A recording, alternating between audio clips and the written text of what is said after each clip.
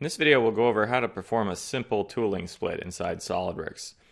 This is useful for situations where you don't need the full power of the SOLIDWORKS mold tools. So in this case, we'll be looking at performing a mold or tooling split around this handle. And to get started, what I'm going to do is actually create a new part file as my very first step. So with this new part file that's going to represent our mold, I'll then go in and insert my part through the pull-down menus under the Insert Part command. This is going to end up producing a multi-body part, which is, in my opinion, the easiest workflow to do this. But a similar process can be used in assemblies, using in-context assembly editing to do these type of tooling splits.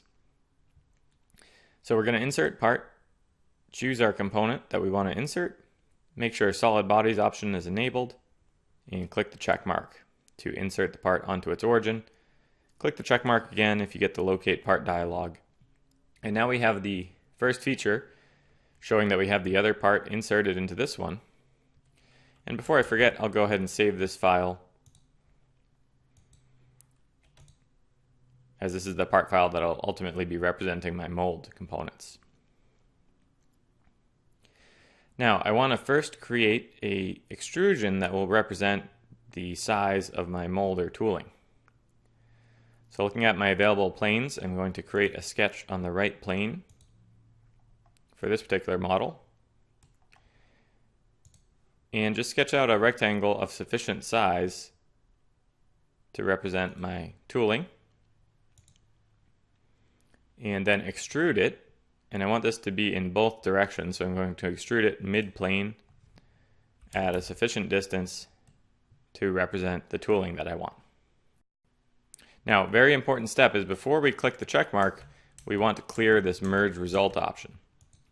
This is what's going to actually produce a separate body rather than merging the two pieces together, and all we would get is a rectangular block at that point. So clear the merge result option and then click the check mark. And now we should see two solid bodies in the feature tree.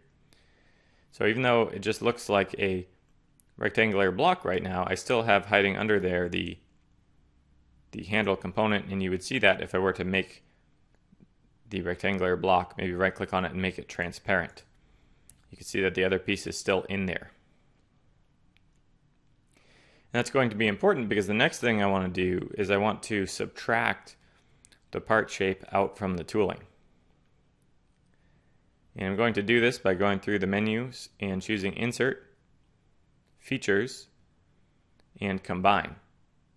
Now you might think combining, well, we don't want to combine anything, but if you click the Combine button, you'll see it has a mode called Subtract, where I can then specify the main body, which is going to be my outside rectangular box, and then the bodies to combine, I'll select from my flyout feature tree and choose the original component, the handle. So what this means is it's going to subtract the shape of the handle from the other component. So when I click the check mark, we don't see any real visible change on the screen other than the number of solid bodies decreased down to 1. But if I were to do a section view and look inside the part, you would see that now it has that cavity subtracted, which is exactly what we wanted.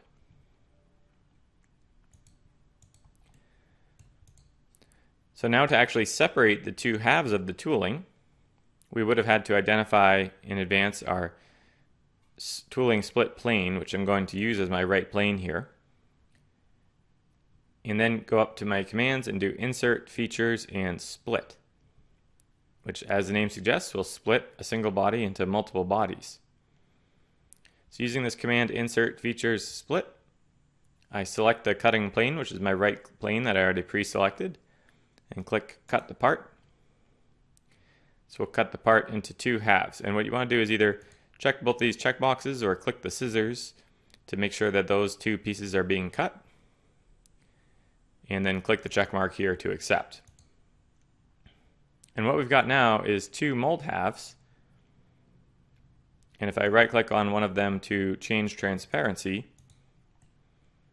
we'll see that they have the shape of the body we want cut out from them.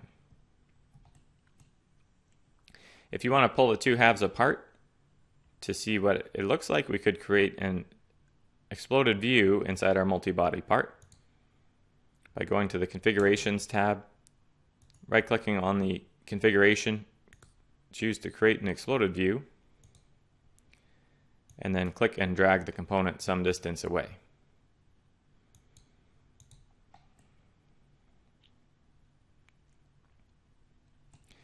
So there's a lot of considerations that we didn't take into account with this, such as draft angle, undercuts of the component, but this is the process in terms of the clicks that you could make to import a part, subtract it out from another part, and then split it up however you need to.